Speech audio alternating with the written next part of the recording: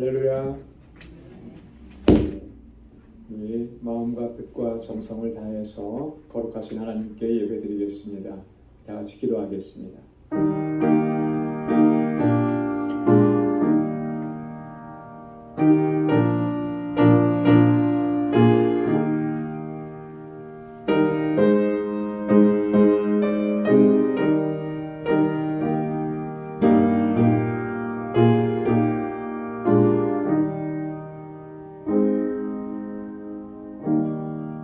내 영광아 깰지어다. 비파야 수금아 깰지어다. 내가 새벽을 깨우리로다. 주여, 내가 만민 중에서 주께 감사하오며 열방 중에서 주를 찬송하리이다. 대저 주의 인자는 커서 하늘에 미치고 주의 진리는 궁창에 이르나이다. 하나님이여, 주는 하늘 위에 높이 들리시며 주의 영광은 온 세계 위에 높아지기를 원하나이다. 아멘. 은혜가 풍성하시고 자비하신 아버지 하나님, 오늘도 저희들을 사랑하시사 주님의 거룩하신 보좌로 불러주시고 우리의 마음을 다하고 힘을 다하여 하나님을 찬양하며 예배케 하시니 감사합니다. 지난 성일호 3일 동안 우리에게 베풀어 주신 하나님의 그 놀랍고 크신 은혜, 이 시간 기억하며 아버지께 우리의 마음을 다하여 경배와 찬양을 올려드리는 저희들 되게 하여 주옵소서. 하나님, 우리 안에는 여전히 허물과 죄악들이 있고 아버지 하나님의 뜻에 순종하지 못한 연약함이 있습니다. 이 시간 주님의 보좌 앞에 나아갈 때에 십자가 앞에 이 모든 것 내려놓사오니 주님, 주의 보혈로 우리를 깨끗하게 씻어주시고 정결하게 하셔서 오늘 이 시간 하나님께서 받으시기에 합당한 예배를 주님께 올려드릴 수 있도록 인도하여 주옵소서. 모든 것 감사하옵고 예수님의 이름으로 기도드리옵나이다. 아멘.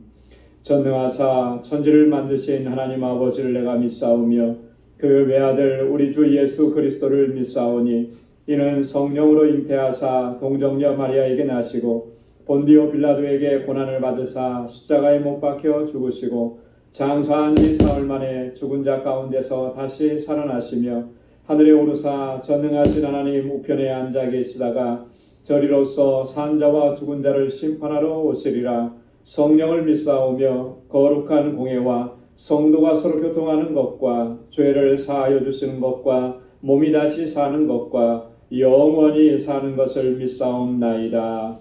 아멘. 찬양으로 하나님께 영광 돌리겠습니다. 나의 힘이 되신 여호와여.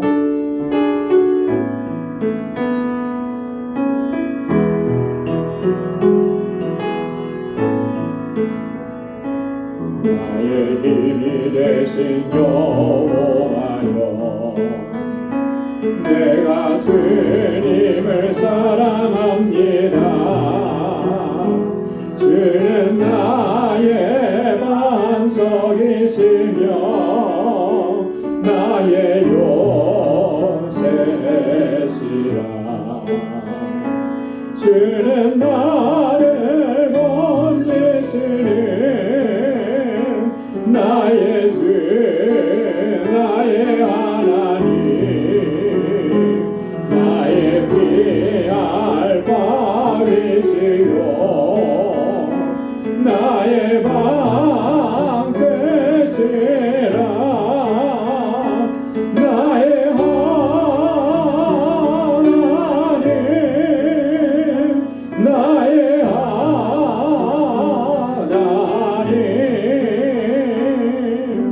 구원의 뿌리시요 나의 산성이라.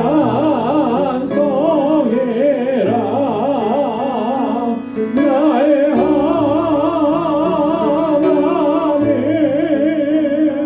나의 하나님,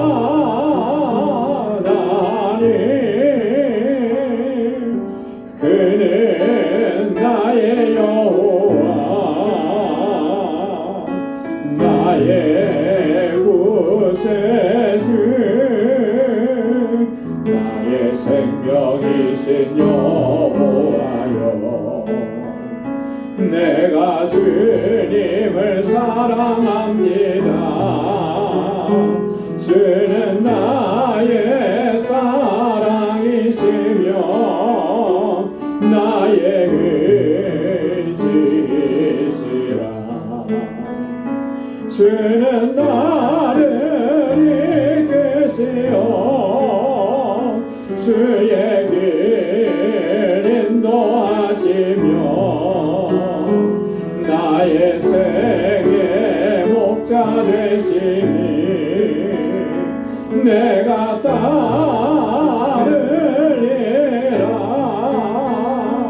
나의 하나님,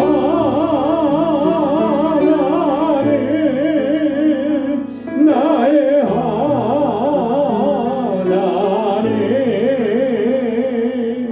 생명의 면류관으로 내게 세우소서.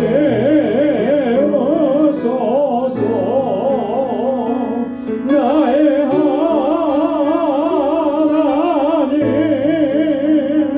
나의 하나님,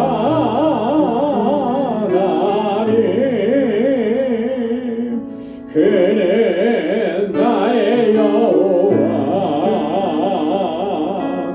나의 구세주. 아멘. 예수 나를 위하여 십자가를 진다.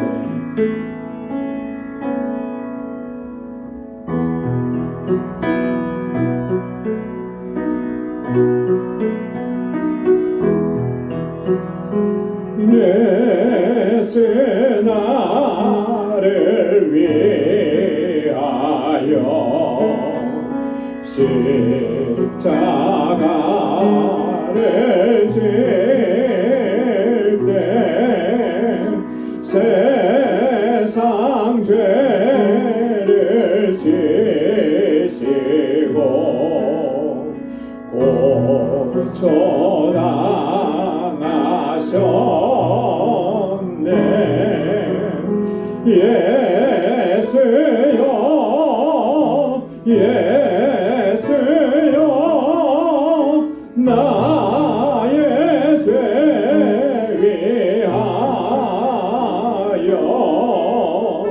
보배 피를 흘리니 죄인 받으소서.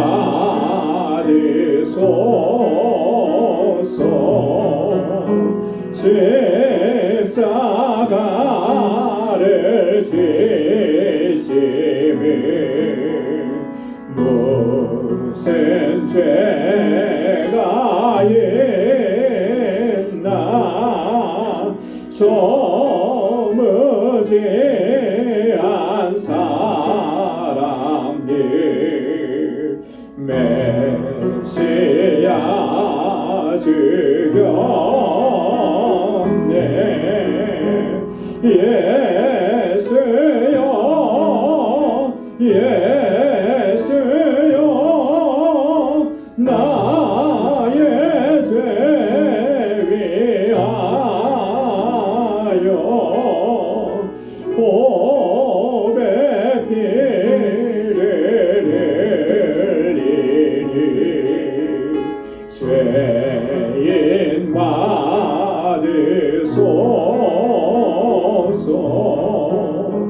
비와 같이 붉은 죄 없느리가 없네. 십자가의 공로로 능과 같이 되네.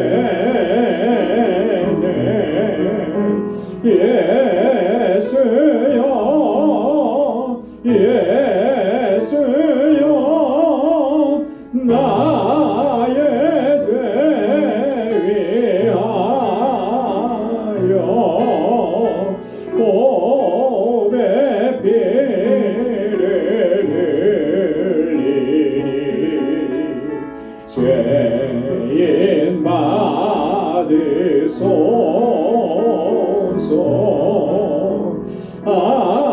아름답다 예수여, 나의 좋은 친구 예수 공로 아니면 영원 영벌 받네. 예수여 예수여, 나의 죄 위하여 보배 피를 흘리니 죄인 받으소서.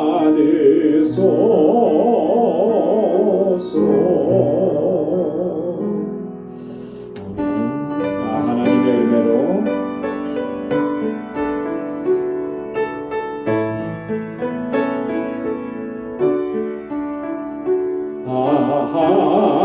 하나님의 은혜로 있을 데 없는 자 왜 구속하여 주는지 난 알 수 없도다.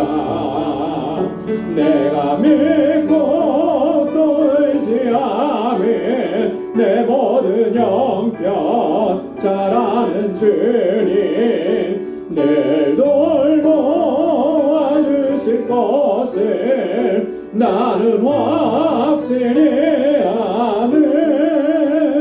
왜 내게 굳센 믿음과 또 복음 주셔서 내 마음이 항상 편한지 난 알 수 없도다. 내가 믿고 또 의지하며 내 모든 형편 잘 아는 주님 늘 돌보아 주실 것을 나는 확실히 아는. 왜 내게 성령 주소서 내 마음을 감동해 주 예수 믿게 하는지 난 알 수 없도다. 내가 믿고 또 의지하며 내 모든 형편 잘 아는 주님 늘 돌보아 주실 것을 나는 확실히 아는. 주 언제 강림하실지 혹밤에 혹낮에 또 주님 만날 그곳도 난 알 수 없도다. 내가 믿고 또 의지하며 내 모든 형편 잘 아는 주님 늘 돌보아 주실 것을 나는 확실히 아는. 아멘. 우리 주님 다시 오시는 그날까지 우리 항상 함께 하시고 또 승리케 하실 줄로 믿습니다. 우리 시간 다 같이 통성으로 같이 함께 기도합니다. 오늘 기도 제목은 우리 교회를 위해서 기도해 주시고 교회 세워주신 주의 일꾼들을 위해서 함께 기도해 주시기 바랍니다. 특별히 이번에 우리 항전 직분자 선출을 위해서 준비하고 기도하고 있습니다. 하나님께서 귀한 일꾼 세워주셔서 우리 교회가 더욱더 든든하고 하나님의 주신 사명 잘 감당할 수 있게 하옵소서. 우리 주일학교와 유스그룹과 EM 또 교사들과 우리 전도사님 위해서 우리 단기 선교 준비하고 있는데 가운데 우리 단기 선교와 또 알라메다 방주교회 건축과 우리 선교사님들을 위해서 우리 환우들과 연로하신 어르신들을 위해서 또 개인적으로 어려움을 겪는 분들을 우리 중보의 기도를 함께 나누고 이 시간 가지고 나온 우리의 개인 기도 우리 다 같이 통성으로 함께 기도하겠습니다. 거룩하신 아버지 하나님 참 감사합니다. 이 저녁을 주님께서 은혜의 자리로 저희들 불러주시고 이렇게 하나님을 찬양하고 우리의 마음의 중심이 여호와 하나님을 바라볼 수 있도록 은혜 주심을 감사합니다. 이 시간도 하나님 사모하는 마음으로 주님 앞에 나와사오니 아버지 예비하신 주님의 은혜로 가득히 풍성하게 채워 주옵소서.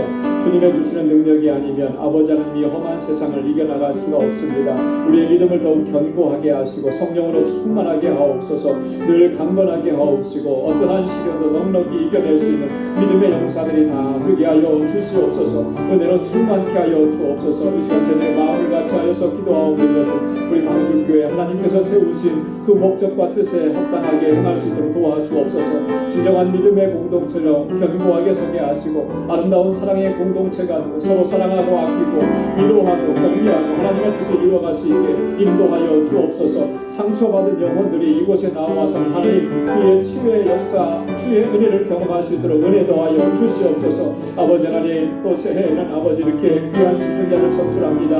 하나님 정말로 성령으로 충만하고 믿음으로 충만하고 아버지 주님께서 주시는 지혜로 충만한 주의 종들을 세우셔서 아버지 하나님 이 방주재단을 아름답게 섬겨나갈 수 있도록 인도하여 주시고 견고하고 든든하게 세워져가는 우리 방주재단이 되도록 도와주옵소서. 오 하나님 아버지 각 기관들마다 하나님 새해에는 모이기를 더 힘쓰게 하시고 정말 아버지 하나님 하나님께서 뜻하신 일들을 잘 감당해낼 수 있도록 도와주옵소서.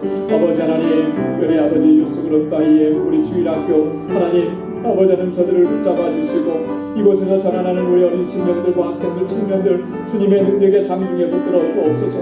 우리 사랑하는 자녀손들 아버지께서 저들을 붙잡아 주셔서 믿음으로 살고 하나님 잘 경외하고 이 세대 가운데 정말 아버지 하나님의 사랑을 증거하고 전하고 복음을 전하는 하나님의 귀한 일꾼들이 다 되도록 도와주옵시고 우리 모든 교사들과 우리 전도사님 위에 능력과 권능으로 함께하여 주옵소서. 단기 선교를 준비합니다. 은혜 베풀어 주옵소서. 주의 복음을 들고 나아갈 수 있는 저희들 되게 하시고 아버지 하나님 준비하는 모든 과정 속에 성령이 함께하여 주옵소서. 우리 방주교회가 정말 아버지 하나님의 선교지향적인 교회가 되게 하시고 주님의 주신 사랑과 아버지의 복된 소식을 전하기에 부족함이 없도록 도와주옵소서. 우리 알라메다 방주교회 아름답게 세워져 가게 하시고 우리 선교사님들 늘 강건하게 붙잡아 주셔서 능력으로 역사하여 주옵소서. 오 하나님 아버지 우리의 지체들 가운데 아버지 하나님 여러 가지 어려움과 고통 속에서 신음하며 주님의 아버지 하나님 도우심을 구하는 심령들이 있습니다. 육신의 연약한 가운데 주님의 치료하심을 바라는 귀한 심령들 주님의 손으로 만져주시고 하나님 치료하여 주셔서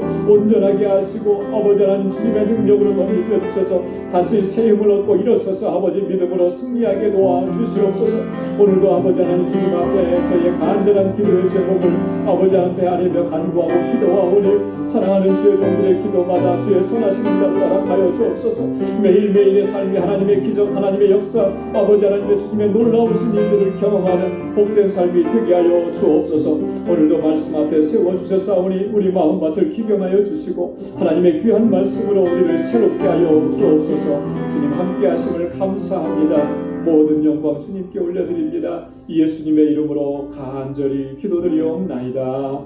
아멘. 아멘. 할렐루야.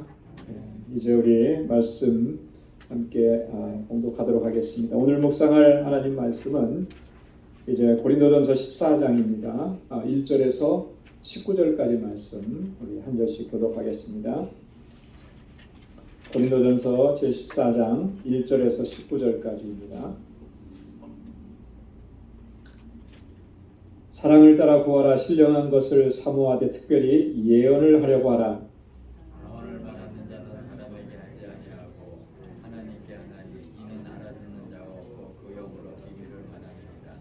그러나 예언하는 자는 사람에게 말하여 덕을 세우며 권면하며 안위하는 것이요 마음을 말하는 자는 자기의 덕을 세우고 예언하는 자는 자기의 덕을 세우니 나는 너희가 다 방언 말하기를 원하나 특별히 예언하기를 원하노라. 방언을 말하는 자가 만일 교회의 덕을 세우기 위하여 통역하지 아니하면 예언하는 자만 못하니라.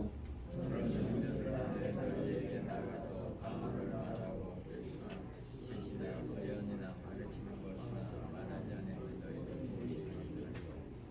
혹 저나 검은고와 같이 생명 없는 것이 소리를 낼 때에 그 음의 분별을 내지 아니하면 저부는 것인지 검은고 타는 것인지 어찌 알게 되리요. 만일 악할이 분명치 못한 소리를 내면 누가 전쟁을 예비하리요. 이와 같이 너희도 혀로서 알아듣기 쉬운 말을 하지 아니하면 그 말하는 것을 어찌 알리요. 이는 허공에다 말하는 것이라. 세상의 소리에 종류가 있겠지만 제 뜻은 없느니라. 그러므로 내가 그 소리의 뜻을 알지 못하면 내가 말하는 자에게 야만이 되고 말하는 자도 내게 야만이 되리니.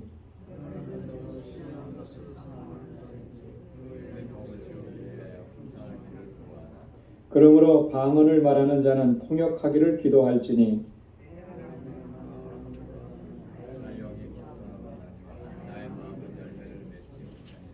그러면 어떻게 할꼬. 내가 영으로 기도하고 또 마음으로 기도하며 내가 영으로 찬미하고 또 마음으로 찬미하리니.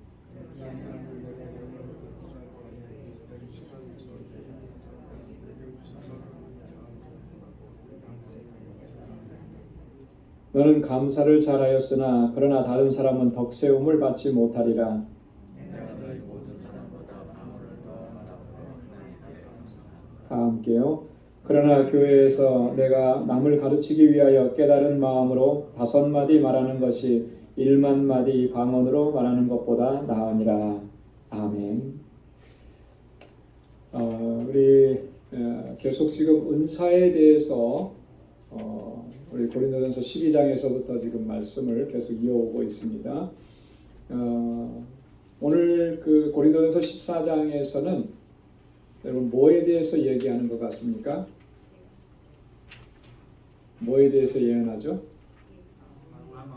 네, 방언하고 방언하고 예언.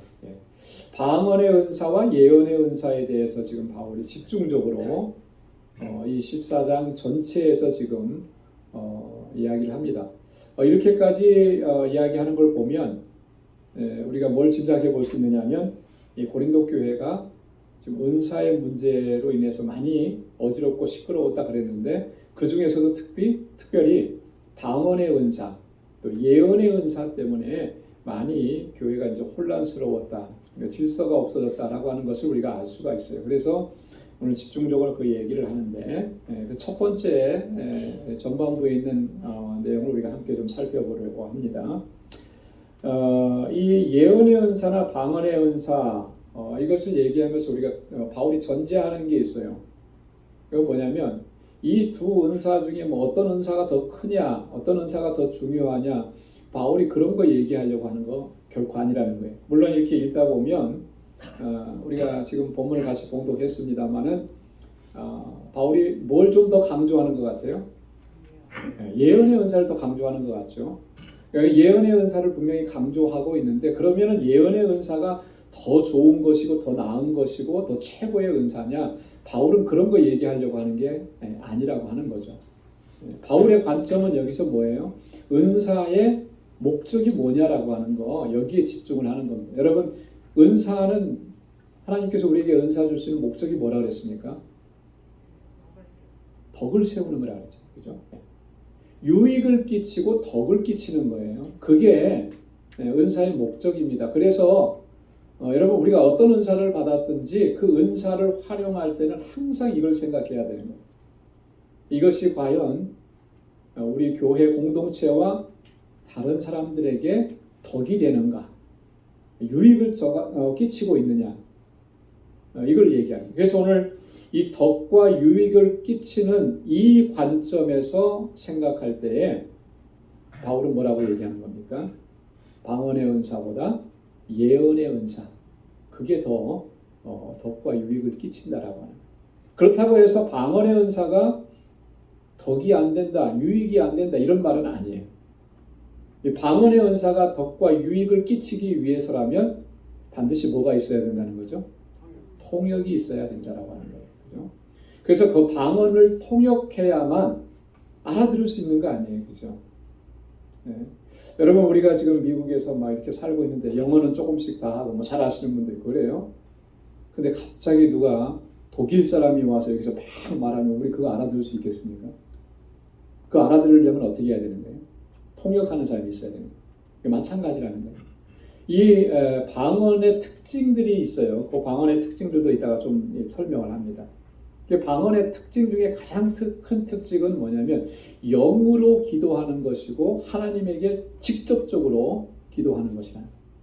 그렇기 때문에 굉장히 비밀스러운 것이고 다른 사람이 알 수가 없는 거예요. 그런데 방언으로 기도하는 사람도 영으로 하나님의 영으로 그를 사로잡아서 기도하는 거기 때문에 사실 이 영으로 기도한다라고 하는 것은요, 이 마음으로는 통역의 은사, 자신에게도 통역의 은사가 없으면 그 마음으로는 그걸 깨닫지 못하는 거예요. 여러분, 마음이 뭐라고 하는 건 우리가 지난 주일날도 간단하게 좀 설명을 했잖아요. 마음은 지정의의 중심부라 그랬어요. 그죠? 지정의, 인격체의 중심부예요. 그 안에 지는 뭐죠? 깨닫고 아는 거잖아요. 지식이잖아요. 그죠? 마음 안에서 그것이 이루어지는 건데 영으로 기도하면 마음으로 기도하는 것이 없으면 영으로 기도하는 방언은 마음으로는 알 수가 없는 거예요. 그래서 뭘 구하라고요? 방언으로 기도하는 사람도 통역하기를 구하라. 그래야만 자기에게도 더 큰 유익이 되고 그 공동체에도 유익이 된다라고 하는 걸 얘기하는 거예요. 그래서 바울은 철저하게 이 유익이라고 하는 관점, 덕을 끼친다라고 하는 관점에서 지금 이 두 예언의 은사와 방언의 은사를 지금 이야기하는 것입니다. 자, 그러면 본문은 크게 두 부분으로 좀 나눠볼 수가 있는데요. 1절부터 11절까지 특별히 예언을 하라고 하라. 왜 특별히 예언을 하라고 하는지 이런 것을 이야기하고 그 다음에 12절부터 19절까지는 궁극적으로 이 은사의 목적인 교회의 덕을 세우기 위해서 풍성하기를 구하라 이렇게 권고하는 거예요. 1절 보면은 자, 사랑을 따라 구하고 신령한 것을 사모하라 그랬습니다. 특별히 예언을 하려고 하라. 여러분, 사랑을 따라 구하라. 모든 은사는 사랑을 따라 구해야 하는 것이죠. 그래서 우리가 지난주에 사랑장에서 사랑에 대해서 우리가 말씀을 나눴습니다. 바울이 이 고린도전서 12장 31절을 기록하면서 뭐라고 얘기했냐면 너희는 더욱더 큰 은사를 사모하라. 그죠? 내가 좋은 길, 제일 좋은 길을 너희에게 보일 것이다. 그러면서 이제 13장에 올라와서 사랑장, 사랑에 대해서 얘기했잖아요. 사랑이 없으면 아무것도 아니라는 거죠. 사랑이 없으면 소리나는 구리, 울리는 꽹과리가 되고 아무 유익이 없다. 모든 은사에 또 모든 직임의 바탕이 되고 근거가 되는 것은 바로 사랑이라고 하는 거예요. 그 사랑이 다른 모든 은사들을 통해서 하나님께 영광을 돌리고 또 덕과 유익을 끼치는 그런 역할을 하게 되는 것이죠. 그래서 마치 이 사랑은 뭐와 같으냐면 그 건축물을 세울 때 바로 기초와 같다고 그렇게 설명할 수가 있어요. 건물을 세워갈 때 가장 중요한 게 뭐냐면 기초를 세우는 거잖아요. 기초가 견고하고 튼튼해야 그 위에 이렇게 그 튼튼한 건물을 세울 수가 있는 거죠. 기초가 부실해 버리면 금방 무너져 내리는 거예요. 이번에 아마 그 튀르키예 지진 아주 끔찍한 그런 일들을 겪었는데 뉴스를 통해서 보도된 것을 보면 참 안타까운 일들 중에 하나가 어느 나라나 참 부패하고 그런 정권과 이 정치하는 사람들과 이 행정기관들이 있구나 하는 것을 느끼게 돼요. 여러분 다 들으셨겠지만 지진세를 다 받았다 그러잖아요. 그죠? 지진세를 오랫동안 그렇게 받았는데 정작 건물을 지을 때는 거기에 그런 지진과 내진 설계나 이런 것들이 전혀 안 돼 있어가지고 그냥 그 건물 자체가 위에서부터 아래까지 다 무너져 내리고 수많은 사람이 피해 있게 돼요. 기초가 그렇게 부실하게 돼버리니까 피해가 엄청나게 일어나는 거죠. 여러분, 우리 신앙생활도 마찬가지고요. 우리가 어떤 직임을 맡아서 또 우리가 어떤 은사를 받아서 섬길 때 정말 사랑으로 섬기지 않으면 그러면 그게 다 아무 유익이 없어지는 거예요. 여러분 그래서 사랑을 따라 구하라 이렇게 바울이 권고하고 있는 것입니다. 여기서 신령한 것이라고 하는 것은 신령한 은사라고 우리가 볼 수가 있고요. 또 특별히 예언을 하라고 하라 이렇게 예언하려고 하라 이렇게 얘기했잖아요. 근데 바울이 여기서만 이렇게 얘기한 게 아니고 5절에도 보면 바울이 이렇게 얘기합니다. 나는 너희가 다 방언 말하기를 원하나 특별히 예언하기를 원하노라. 다 너희도 방언으로 기도하기를 원한다. 왜냐하면 그것도 하나님께서 주신 특별한 은사이기 때문에 분명히 그 방언의 은사를 통해서 우리 개인이 영적인 유익을 누릴 수 있기 때문에 그런 거예요. 그런데 특별히 예언하기를 원하라 이렇게 얘기하는 거죠. 왜 그럴까? 자, 오늘 2절부터 11절까지 말씀해 보면 특별히 예언하려고 권고하는 이유들을 좀 바울이 이 방언의 은사와 좀 비교하면서 계속해서 강조하고 설명을 합니다. 이 방언은 궁극적으로는 자기에게 유익인 거예요. 자기에게 유익인 거. 다른 사람에게 유익을 끼치지 못하는 거예요. 아까도 말씀드렸듯이 유익을 끼치려면 통역의 은사가 있어야 된다. 이렇게 얘기했잖아요.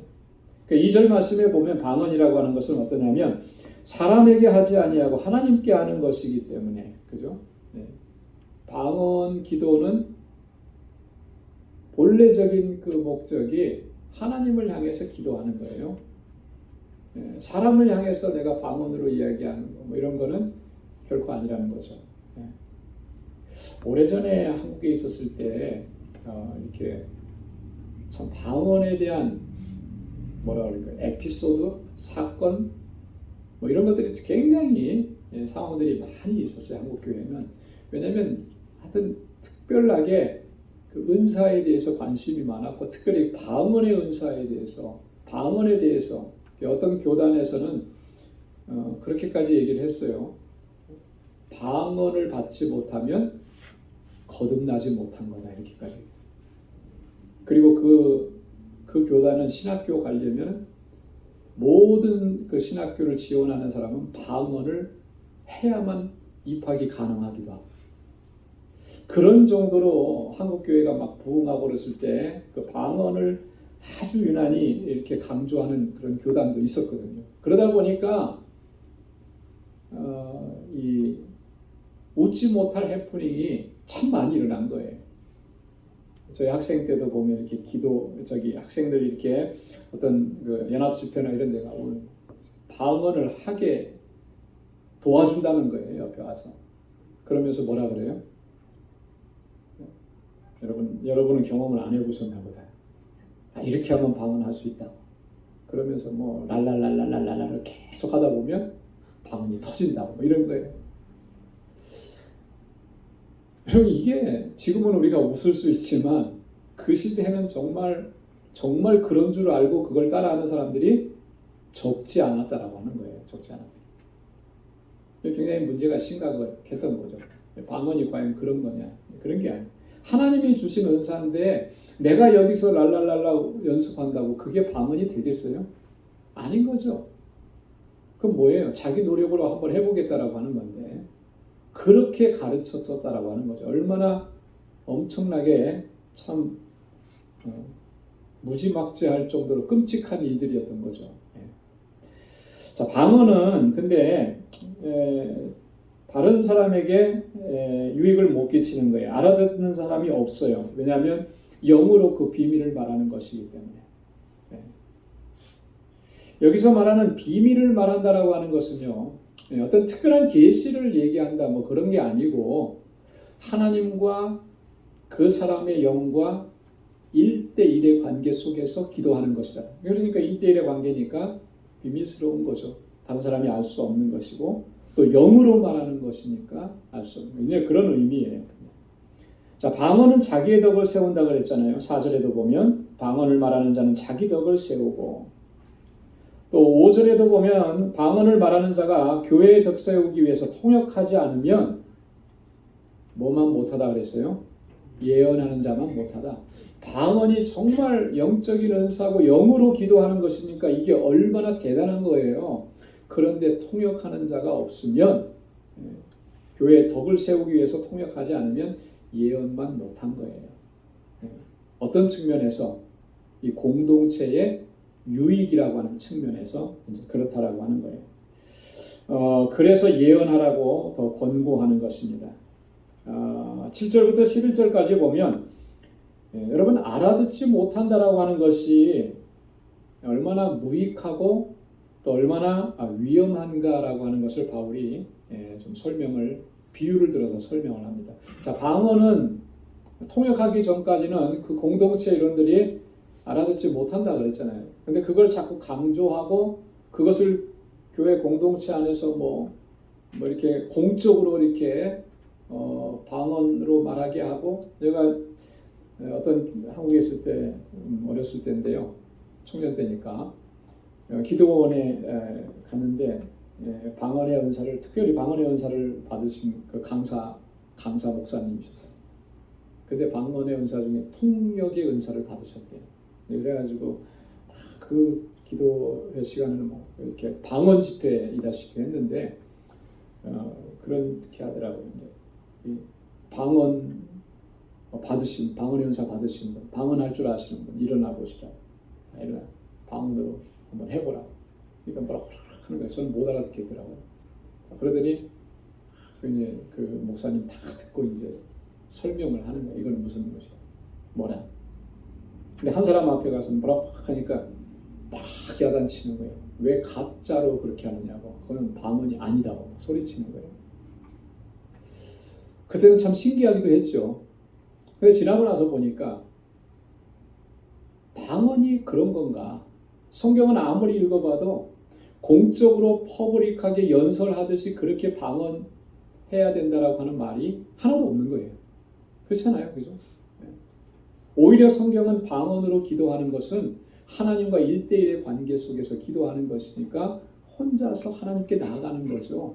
그렇게 기도할 때 그게 나에게 유익. 그래서 공동체 안에서 여러분 기도할 때도요, 이 방언으로 기도하시는 분들이 어떤 분들은 뭐 막 큰 소리로 기도하면서 많은 사람들의 기도를 좀 혼란스럽게 하는 일들이 참 있어요. 그건 조심해야 되는 거예요. 내가 하나님 앞에 나는 영으로 기도하는데 다른 사람을 방해하는 일들이 생기고 다른 사람의 기도를 막아버리는 일들이 생기면은 그건 덕이 안 되는 거거든요. 덕이 안 되는 거예요. 그래서 방언으로 기도할 때는 철저하게 개인적으로 하나님 앞에 나아가서 그렇게 기도하는 것이 그게 성경적이고 그게 맞다라고 하는 것입니다. 알아듣지 못하는 게 얼마나 위험하냐라고 하는 거죠. 자, 7절에 보면 그렇게 바울이 지금 설명을 합니다. 혹 저나 검은 고와 같이 생명 없는 것이 소리를 낼 때에 그 음의 분별을 내지 아니하면 저 부는 것인지 검은 고 타는 것인지 어찌 알게 되리요? 여러분 저가 뭐죠? 저? 다 써놨죠 제가. 영어 성경에는 플룻이라고 번역을 했더라고요. 그러니까 이게 불어서 내는 그런 악기들을 얘기하는 거예요. 검은 고, 성경을 번역할 때 검은 고라고 했는데 영어 성경은 번역할 때 보니까 뭐라고 했냐면 하프라고 했더라고요. 그걸 이제 우리나라 번역할 당시에 하프 잘 모르니까 검은 고라고 이렇게 번역을 한 거예요. 현악기 종류를 얘기하는 거죠. 자, 이런 모든 악기들이 소리가 다 있어요. 자, 근데 이 악기가 정말 아름다운 음악으로 우리에게 들려지려면 그 악기 소리는 다 악보에 작곡한 사람들이 기록한 대로 그 질서대로 이렇게 가야 되는 거예요. 그죠? 근데 이게 제멋대로 소리를 내면 물론 소리는 소리인데 무슨 뜻인지 아무것도 모르는 거죠. 제가 아이들 중학교, 고등학교 졸업하면서 다닐 때 이제 항상 뭐 이렇게 발표회 같은 거, 음악 발표회 같은 걸 하는데 가보거든요. 지금도 아주 생생하게 기억나는데 중학생들이 오케스트라 해갖고 하는 거 하고 고등학생들이 오케스트라 해갖고 연주하는 게 확 다르더라고요. 중학생들이 하는 건 솔직히 저희 아들도 했었지만 못 듣겠어요. 완전 불협화음인 거예요. 당연하죠. 악기 다루는 그 실력이 그만큼 안 됐었어요. 근데 고등학교만 딱 가도 음이 제대로 나오고 조화가 되고 그런 거예요. 마치 그런 거죠. 음을 제대로 분별해서 소리 내지 못하면 날 수가 없는 거예요. 소음일 뿐인 거죠. 방언이 그런 거예요. 알아듣게 통역이 되어지면 그게 참 은혜고 그게 참 그 큰 어떤 은혜가 되는 거지만 못 알아들으면 그냥 시끄러운 소리일 뿐이죠. 그러니 유익이 안 된다라고 하는 거예요. 또 두 번째 비유를 드는 것은 8절에 보니까 뭐냐면 나팔 소리예요. 나팔 소리. 이 나팔 소리는 고대 사회에서는 주로 아주 중요한 역할을 할 때가 언제냐면 전쟁을 예비할 때입니다. 그죠? 적군이 이렇게 침입해 들어왔다든지 뭐 전쟁에 나갔을 때 명령을 내릴 때 말로는 그게 안 되잖아요. 그죠? 나팔을 어떻게 부느냐에 따라서 전진하라 아니면 퇴각하라 이런 게 있는 거예요. 성경에도 이스라엘 이 민족이 광야로 이렇게 광야에서 이동할 때도 여러분 광야에 이스라엘 백성들이 몇 명 정도 됐다 그랬죠? 한 200만 됐다 그랬어요. 200만. 그 200만의 인구가 이동하려고 하면 이거 어떻게 이동하겠어요? 전달을 해도 뭐 끝없이 전달을 해야 됩니다. 그러니까 그때 사용한 게 뭐냐면 나팔 소리예요. 나팔을 어떤 방식으로 부르냐에 따라서 그 신호가 달라지는 거예요. 그래서 여러분 나중에 한번 찾아보십시오. 민수기 10장 1절로 10절에 보면 나팔을 부는 방식 또 그에 따른 행동들을 자세하게 설명을 해놨습니다. 그래서 이 나팔을 부는 거예요. 나팔 소리가 분명하게 소리를 내지 않으면 지금 상황이 무슨 상황인지 알 수가 없는 거예요. 그죠? 마찬가지라는 거예요. 우리가 그 방언을 통해서 그게 무슨 말인지 알지 못하면 그게 우리에게 무슨 유익이 있겠느냐. 오히려 더 그게 심각한 위험을 초래할 수도 있다라고 합니다. 9절에도 보면 알아듣기 쉬운 말을 하지 아니하면 그 말하는 것을 어찌 다 알겠느냐. 그렇잖아요. 그거는 허공에다 말하는 것과 똑같다. 여러분 허공에다 말한다라고 하는 이 말은 그 무익하다라고 하는 그 말이죠. 그죠? 의미 없는 것이다라고 하는 거예요. 자, 그래서 뒤에 나오는 13절에 바울이 그렇게 얘기한 거죠. 방언을 말하는 자는 통역하기를 기도할지니라. 그 공동체와 자기 자신의 유익을 위해서. 방언이 중요한 은사고 좋은 은사고 정말 소중한 은사긴 하지만 이런 부분들이 있기 때문에 바울은 방언으로 하는 것보다 그죠? 너희가 방언을 사모하고 방언을 하기를 원한다 하지만 특별히 예언하기를 너희가 힘써라 그렇게 얘기한 것입니다. 자, 그러면 예언의 은사는 어떤 특징이 있기 때문에 이렇게 했을까? 3절과 4절 말씀을 한번 다시 돌아가서 한번 보겠습니다. 자, 3절 4절 말씀 우리 한번 같이 읽어볼까요? 시작. 그러나 예언하는 자는 사람에게 말하여 덕을 세우며 권면하며 안위하는 것이요 방언을 말하는 자는 자기의 덕을 세우고 예언하는 자는 교회의 덕을 세우나니 아멘. 자, 예언하는 자는 누구에게 말하는 것이라 했습니까? 방언이 하나님께 기도하는 것이라고 했다면 예언은 사람에게 하는 것이다 그랬어요. 사람에게.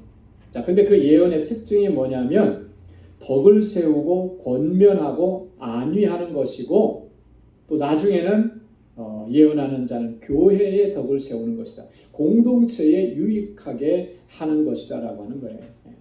이게 예언의 특징이라고 하는 거예요. 여러분 여기서 말하는 예언의 은사도 마찬가지로 미래를 예측해보고 나는 예언의 은사를 받았으니까 당신의 미래를 내가 봐주겠다. 이거는 예언의 은사가 아닌 거예요. 그거는 만약에 그렇게 하는 사람이 있어서 여러분 현혹하는 사람이 있다면 그거는 100% 그거는 사탄의 역사입니다. 성령의 역사가 아니고. 그런데 참 그 안타까운 일 중에 하나가 한국에서도 그런 게 있었거든요. 자꾸 미래를 사람이 호기심이 있어서 그런 것 같아요. 그죠? 어떻게 될까? 이게 이제 그렇다 보니까 어떤 분은 기도 많이 하는 분이라 그래서 그분이 이렇게 예언의 은사가 있고 투시의 은사가 있고 뭐 장래를 내다본다고 했고 막 그쪽으로 쫓아가서.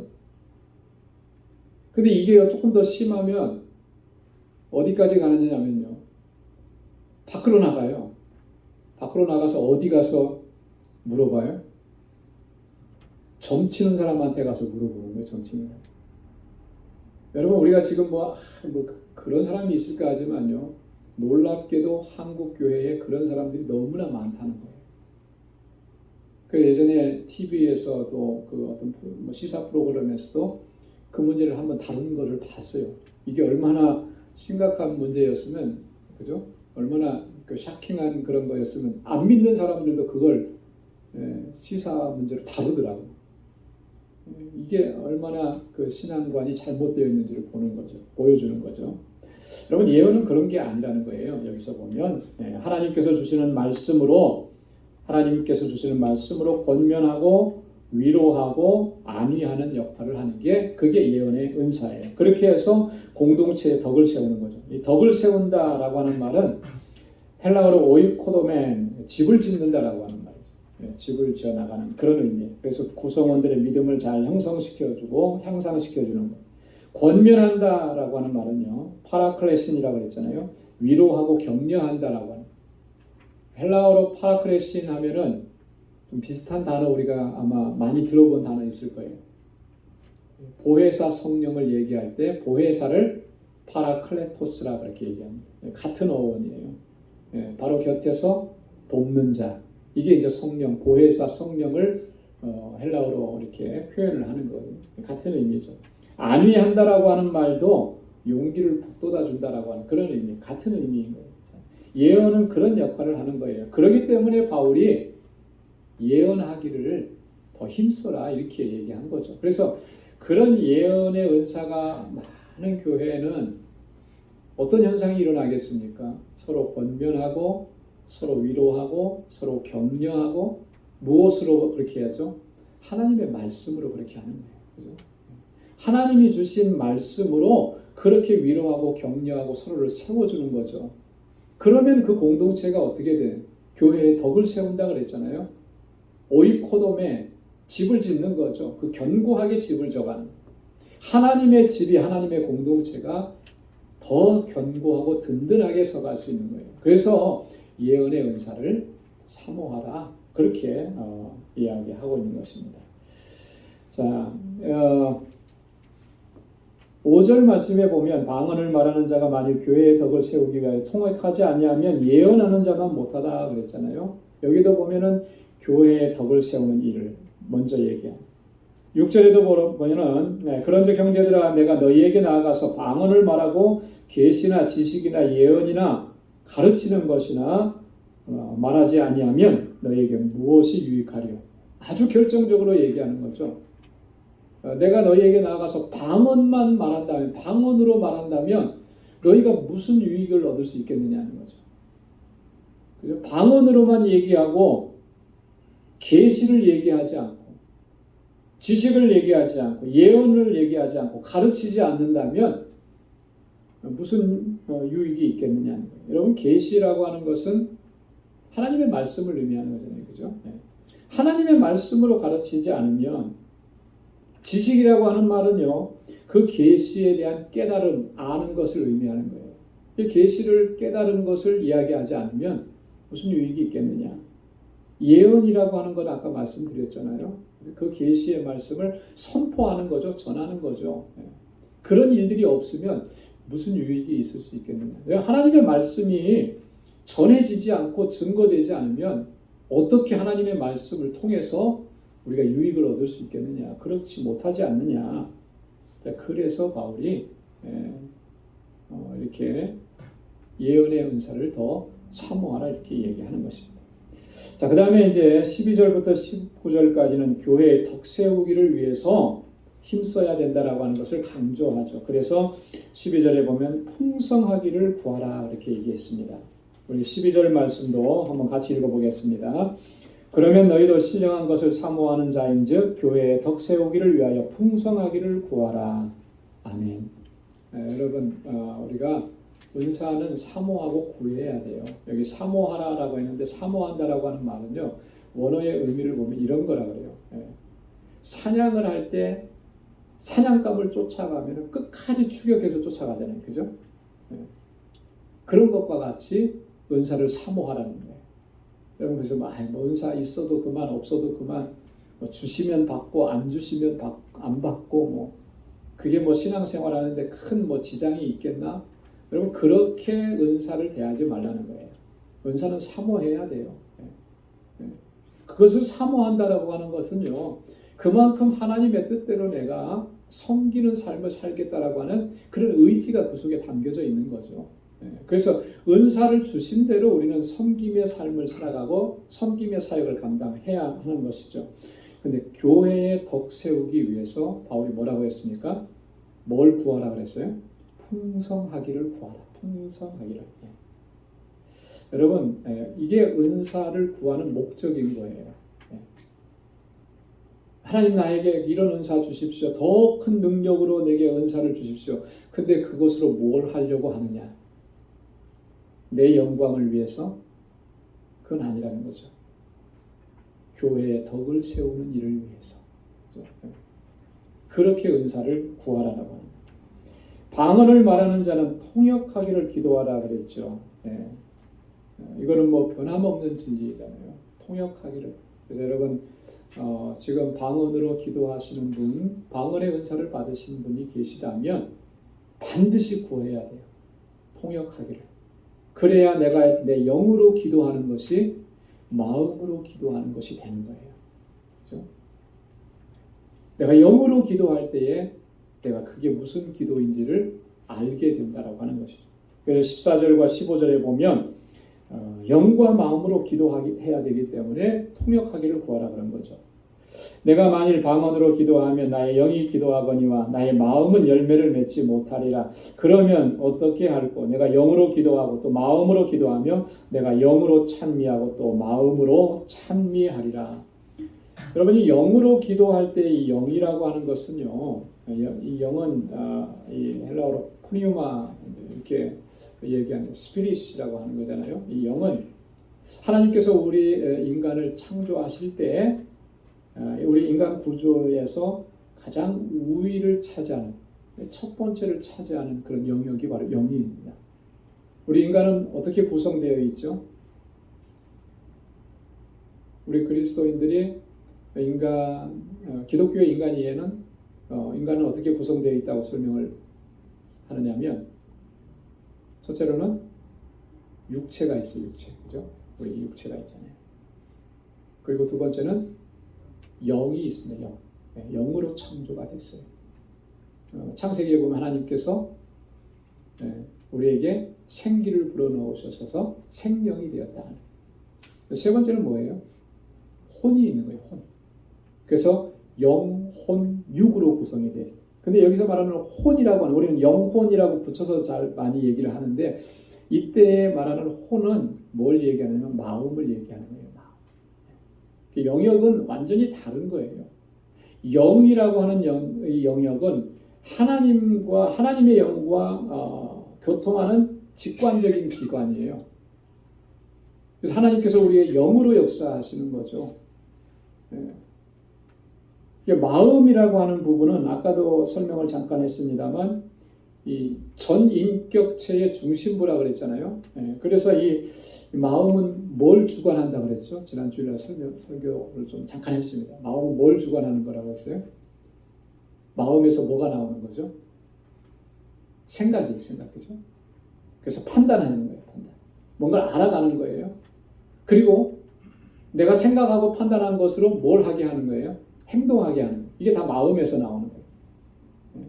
혼에서 나오는 거라는 거죠.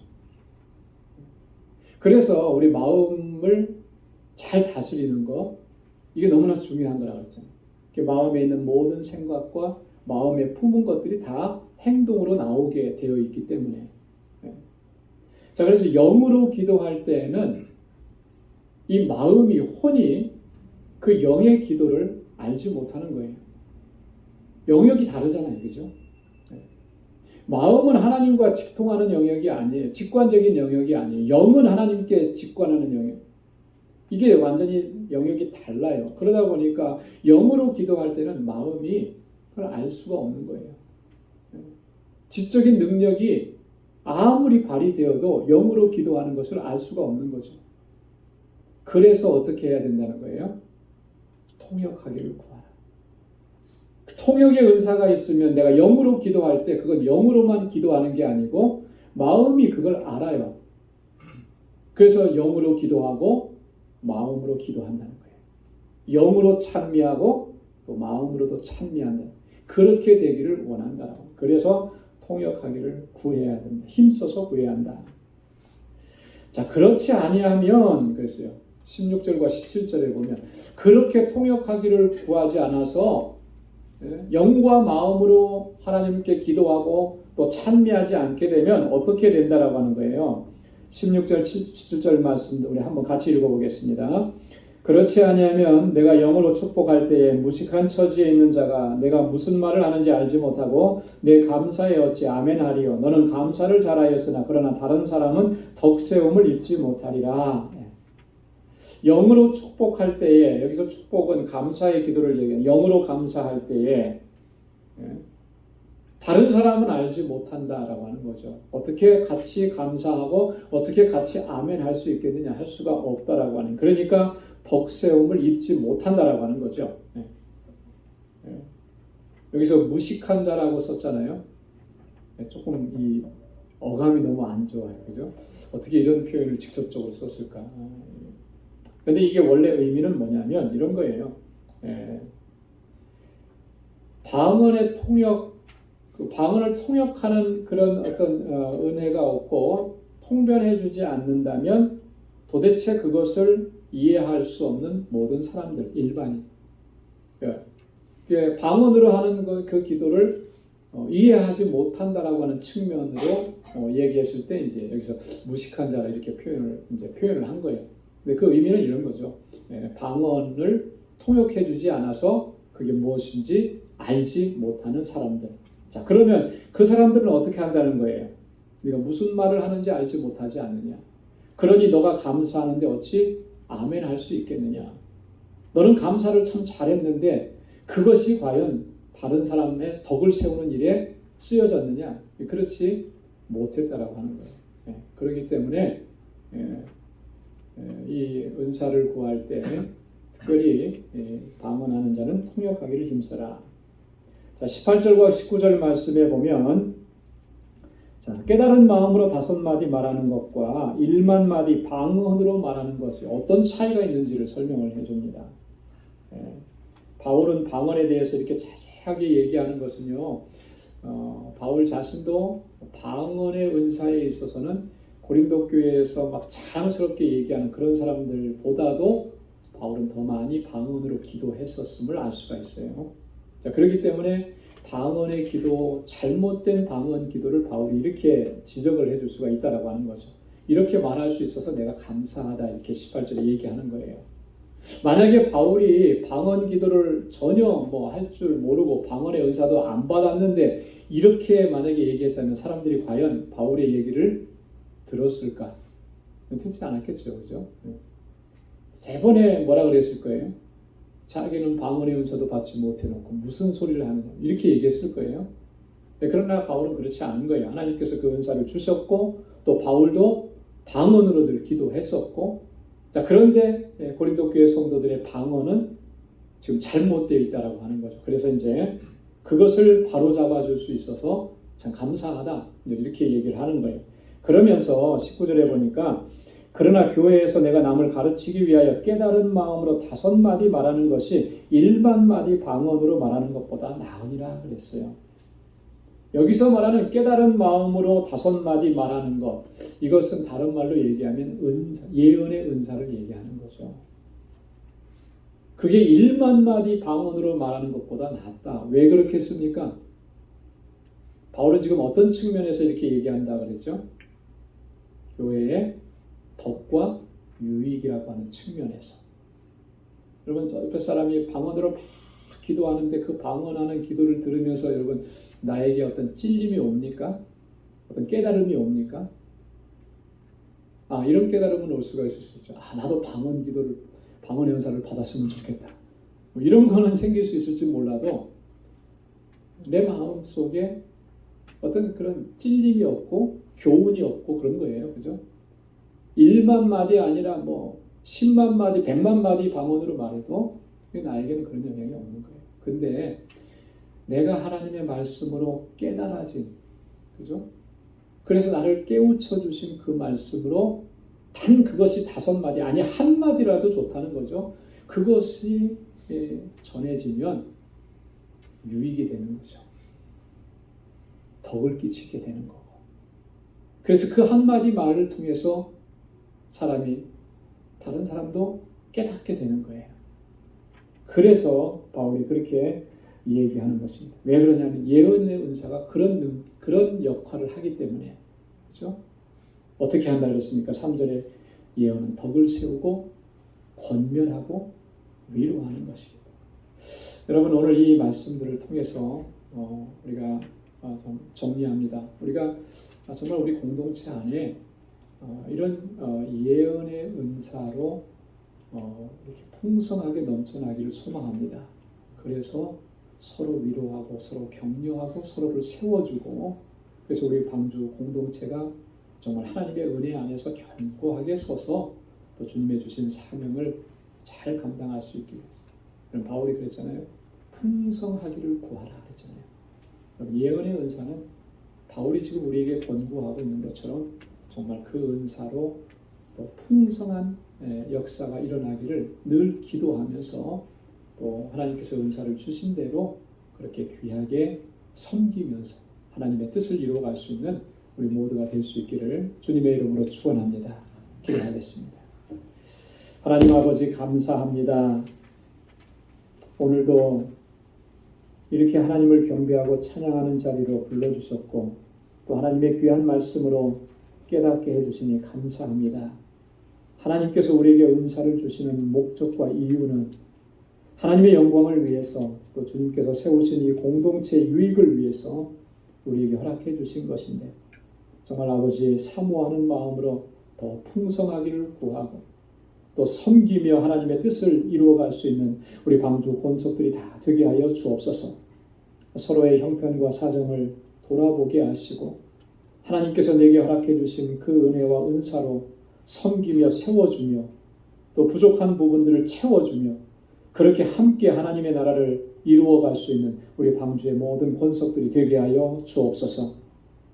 이제는 우리 주 예수 그리스도의 무한하신 은혜와 하나님 아버지의 크고 놀라우신 사랑과 성령의 위로 교통 충만하심의 역사가 하나님의 뜻을 따라 하나님의 영광을 위해서 또 하나님께서 우리에게 주신 사명을 충성스럽게 감당하기로 결단하는 우리 방주의 모든 믿음의 권속들과 또 저들의 가정과 직장, 생업의 터전과 학업 위에 이제로부터 영원까지 함께 하시기를 간절히 축원하옵나이다.